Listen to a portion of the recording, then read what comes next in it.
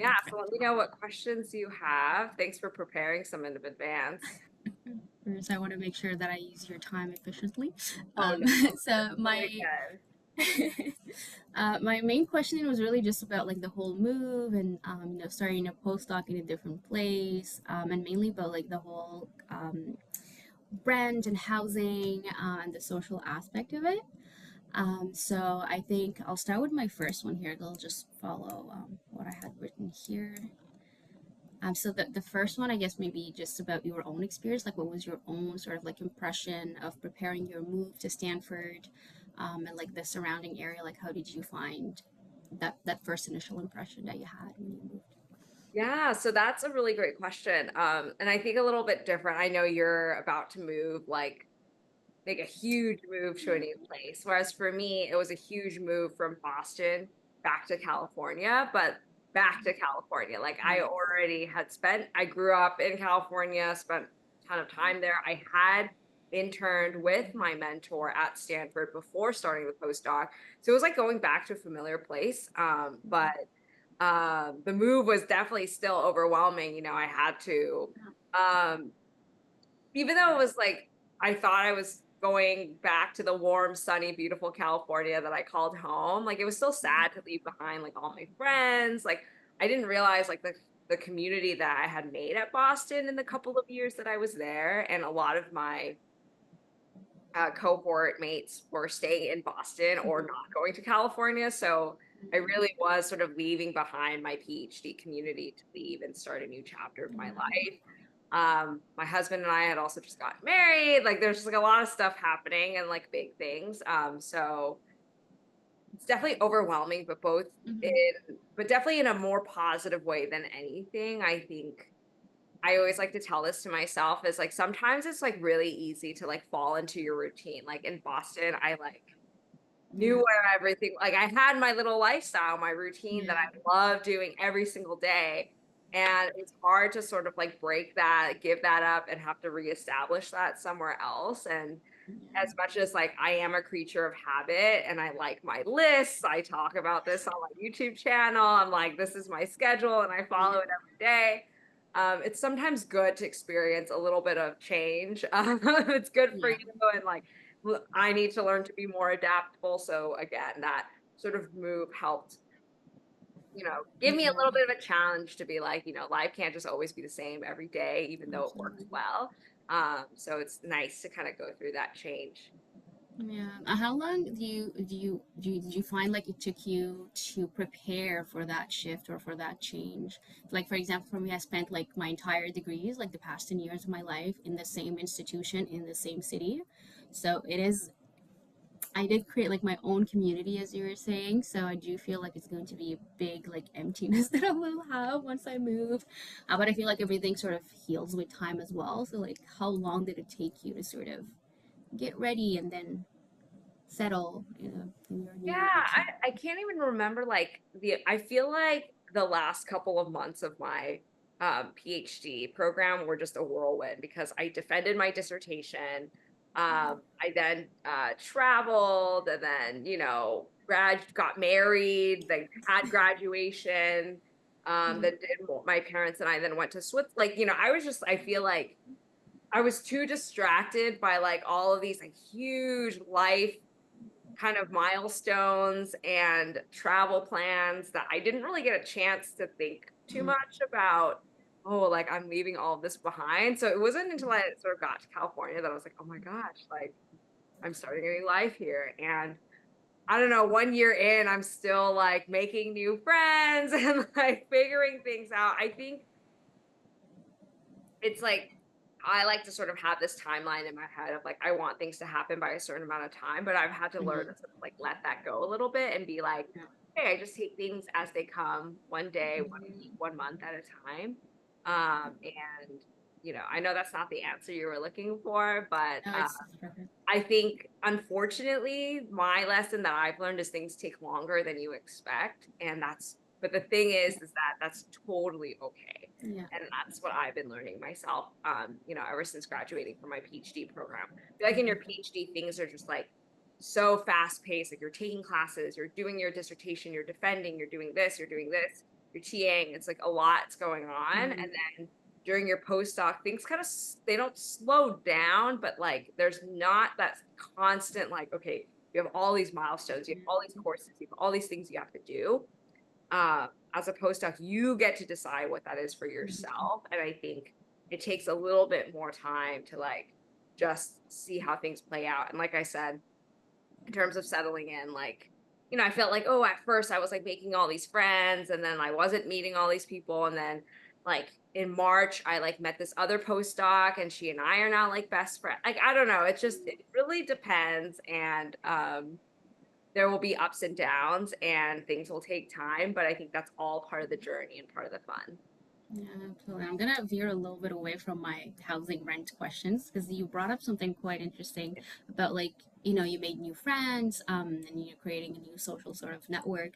How did you go about like making new friends as a postdoc? Oh yeah, that's a great question. So I mean, it's going to be different for everyone because it depends on like what kind of lab setting you're in. So luckily, I joined the Reach Lab at Stanford, which already had like 13 or 14 people at the time when I first started. As Including postdocs? no, like there are a mix Okay, of like as research trainee assistants, postdocs. project managers, etc. Um, but there was another postdoc in the lab, and he and I obviously became close as like co-postdocs, and it was great because I sort of had a buddy to like work on grants with and like double Yeah. check things with. So that was great, and we got close in that sense. And then in terms of like meeting other postdocs, I don't know, I think Stanford can kind of be like a little isolating sometimes. Everyone's kind of like doing their own research in their own little bubble, which is probably the case in a lot of other institutions. Um, but there are like a ton of like social events. Like there's like a whole postdoctoral association. You can join that. They have a leadership board, all this stuff, and they're always putting on events. And Stanford has a lot of good funding for those kind of events. So I would just Awesome. those and meet a lot of people. I don't go to a lot. I go to some of them. They're sometimes hit or miss, and it depends. They're Mhm. like all over campus. But Okay. those are there. So there is like structured social events for postdocs and a postdoc community on campus. I actually met my one other really good postdoc friend. She's in a nutrition like wet lab. So again, we like no research overlap other than we're both in pediatrics. And what happened is when she joined, our sort of, I think the postdoctoral like HR manager connected us because we both did our PhDs in Boston. And she was like, "Oh, like you two should connect because this postdoc is just starting. Like I've been there for like a year now. Maybe the two of you can like connect Mhm. as buddies." And I was like, "Oh yeah, this is just gonna be like, some other postdoc that I chat with a couple of times." But she and I just like clicked right away and like That's started nice. going to free yoga classes together that Stanford was offering.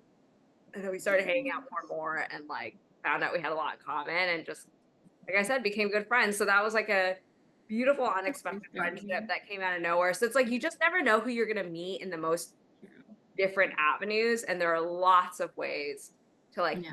friends and be social at Stanford. And I definitely don't take advantage of it enough, but it's definitely there. Yeah, no, for sure. It's you also have to like sort of balance it with like everything else that's happening at all the academic aspect of it, like and all the Yeah. professional aspect of it as well. So no, that's pretty cool. I was involved with my student society as well, so maybe I'll try to. And it definitely does help make friends and meet new people for Yes. sure. You should definitely do it. Exactly. I just got an email saying that they're looking for new board members. So yeah, Oh, that would awesome. be a good tip. And I think they're always looking for people to get involved. So Mhm. yeah, definitely do Yeah. that if you're interested. Awesome, great. I'll keep that in mind. So I'll just go back to my actual topic that I wanted to ask you about. So as I was, I think, saying when I contacted you, so I did start looking a little bit online, different websites and marketplace and all that stuff to see like what Yeah. is the rent situation and the housing situation. I'm not gonna lie to you, I had a little tear when I saw how expensive the rent is over there. Yeah. There's a tiny little tear that came out. So I was just wondering, like, Housing is very expensive, of mhm, course. There are options for postdocs for reduced, like subsidized housing, okay, sponsored by Stanford. You should look into that. My friend in the nutrition lab, she Mhm. lives in like Stanford affiliated housing. Okay. So especially since you have like another like half a year before arriving Yeah. onto campus, you might want to look into getting on a wait list or like applying for that Yeah. postdoc specific housing. And that way you definitely won't get scammed. It's like a great Mm-hmm. resource. It's Yeah. going to be a little cheaper. It's still going to be not cheap, but Yeah. they'll give you a fair rate, and it's generally like high quality housing that's really Yeah. close to campus. That's So, nice. and there's And usually shuttles that run by it. So I would look into the Stanford subsidized like housing specific for postdocs. I've seen because I was looking through the website and I've seen that there is a service offered where you basically I think it's similar to subsidized housing, but it's only for a certain period of time, like 2 or 3, 4 months max, and then you have to find somewhere else. Is it that same one that you're No, talking about, there's or this one? permanent. Yeah, they have permanent long-term housing too. Yeah. All right, okay, I will look into that because that would be great. I don't drive, so living like really far away will probably be a little bit challenging. So if I can find something that's closer, that would be great. But I will definitely Yeah, I look would into look into that. the subsidized housing, the Stanford affiliated like postdoc housing. Great, thank you. So, and do you know, like from your friend, maybe, for example, like if it was very hard to come by, or was the process, was it, like, did it seem like painless, or did it seem to take a lot more? I have no idea. From my general kind of like feeling, it is Mhm. usually hard to get into subsidized Mm, university affiliated housing. Like I got mhm. really lucky in getting Harvard affiliated housing when I was a PhD student. Yeah. Definitely because it is kind of like a good option and Mhm. subsidized, like all of the above. Yeah. But like I said, you are looking into this so far in advance. Like if there might be like a wait list, and if you put yourself on there by Mhm. the time you arrive, like you might Yeah. be like they might be able to take you. So I would just look into this as soon as possible. To campus, do you have to go every day? Do you have to commute every day, or do you mostly do like remote work? Yeah, a lot of my work is like I can do it at home, which is great. I go Mhm. in, most when I do go in, it's like almost for the social aspect and to like Mhm. see the lab and be with people in person. But for Yeah. the most part, I am able, luckily, to do a lot of my work from home. So I tend to do that because it's easy and comfortable, and I like to do my work in pajamas. But uh, Oh, same. yeah, I think it's a little different if you're doing. It sounds like the research you're doing might be because I do mostly like epidemiological Okay. research, and a lot of the stuff I do can be done virtually and remotely, and I'm like working with a lot of different community partners from all over. So yeah, we just always use Zoom when I'm meeting with. Yeah, so I would say this really just depends based on where Mhm. you're going and Yeah. like what your lab's culture is like. That's something you should talk to your Yeah. advisor about. And yeah, I mean, I always say like spend as much time in person as you can. And then, like, of course, having the flex of if you are able to do any work at home remotely, then that's great too. Because as a postdoc, you can sort of, like I said, build your own schedule. Like you're in charge of Mhm. your own projects, your own life. So Yeah. like if it is nice for you to work from home one day and that is more productive for you, then why not? That's something Yeah. you and your advisor will talk about and figure out together. But yeah, a lot of things at Stanford, I would say, they're mostly in person, like all of the events and all of the Mhm. socials and all of the talks and the meetings with an Yeah. option to join via Zoom for the Okay. most part. Makes sense most of the time for socials. Okay, and maybe this is like a more general question, like the kind of things that you wanna, what kind of questions that you need to like set in stone or like ask your supervisor before starting, like things that are in the order of, do I do my work more virtually or more in person, or like stuff like that to help you sort of Yeah. just know what to expect. So one of the things my mentor actually had me do before I started was actually map out like what I wanted to accomplish in my first year, like sort of a month by month, like, oh, this is what I might want to do and some milestones that I want to hit. And then kind Mm, of have like some overarching like learning objectives or goals for myself. So for me, that was like grant writing, mm, community-based research, and working with youth, and I had those goals. And then I had like my month, like I was like, okay, in September, I want to submit a grant to MCHRI. Mm, In February, I'm going to submit my K-99 to the NIH, like kind of having those deadlines and then saying like, oh, like, I want to write a couple of papers this month, work on this, mhm, launch this project. So mapping out sort of that first year along with a couple of like overall goals, like will really mhm, help figure out like, okay, what is it that you want? And then how are you then going to achieve that? And then that conversation can then happen with your advisor about like, okay, how much do you want me to come in person? Like, what meetings do we need to mhm. have? Like, what can I do at home and all of that? I thrived during the pandemic. I don't, it was just like so nice to like have nothing to do. And oh, this sounds so like no work-life balance of me to say this, but it was like there was like nothing to do, and I was like either always really Yeah. focused, like in pajamas doing work at my computer, or just like relaxing fully and Yeah. enjoying life. So I kind of miss those simpler days sometimes. Now I feel like I'm like Yeah. running around all over the place, having to go to things, Yeah. which can be distracting, Absolutely. but I 100% I, understand. yeah. Like, and when you're like in an office and then you have a colleague or a friend coming to talk to you, and I have zero self control when someone is talking to me, so I the know. conversation can last a very long time. So, I know people are like, "Oh my gosh," you're like people think I'm ridiculous when I say this because they're like, "Oh, you must like not like being social," and I'm like, "It's not that. It's just I don't know. It's all different." no, I absolutely get you. Alrighty, no, perfect. Thank you very much. I'll see if I have anything else, like along those lines in my list. In terms of social, we talked a little bit about social, the Postdoc Association.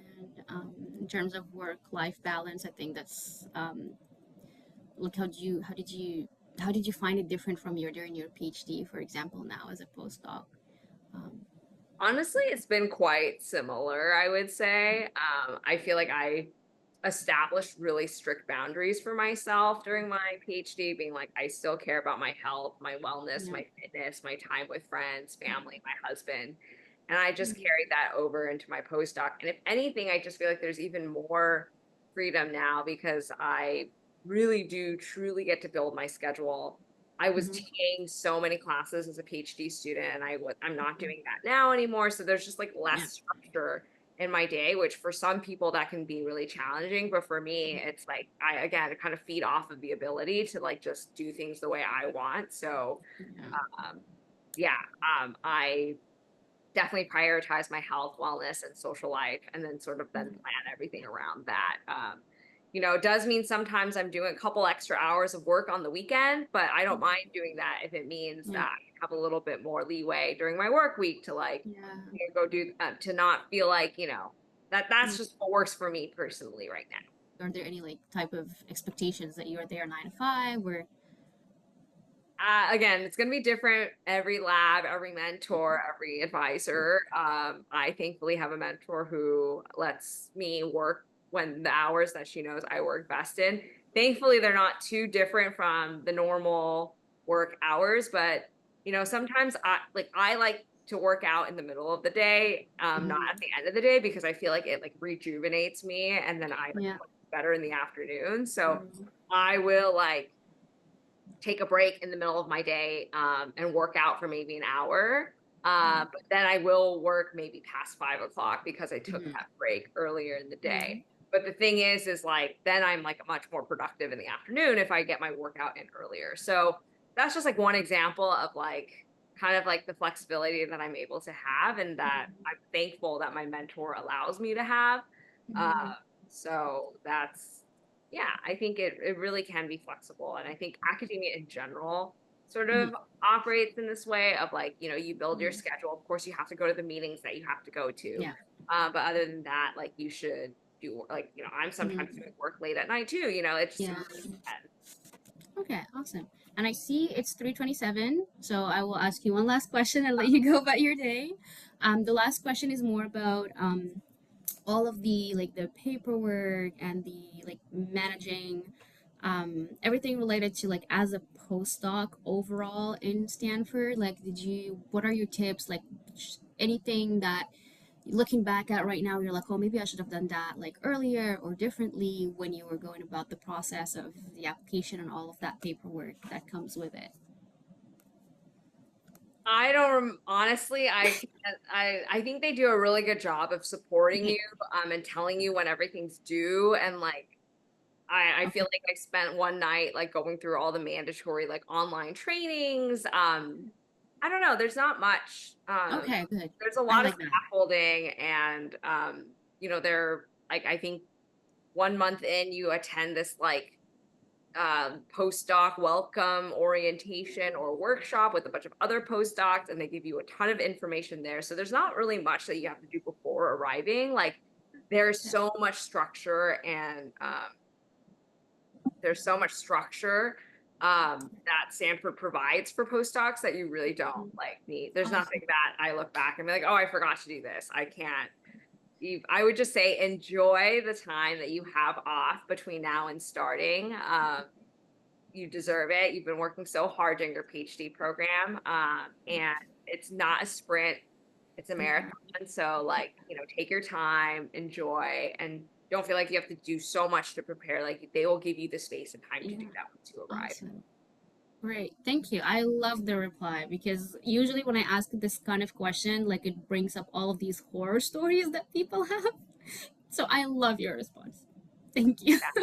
Take things It's one step at very, a time, and just know that there's no mistake that you can make that is going to completely throw off your, like, yes, there might be one small thing you could have done, but that's not going to make or break your yeah. postdoc experience. So you will be fine, and you're going to have a great start to your postdoc in the new 2025 year, and I'm really excited for you. And in the meantime, you can always ask me questions, email me, like anything. I'm here to help, especially as a fellow Stanford postdoc as well. So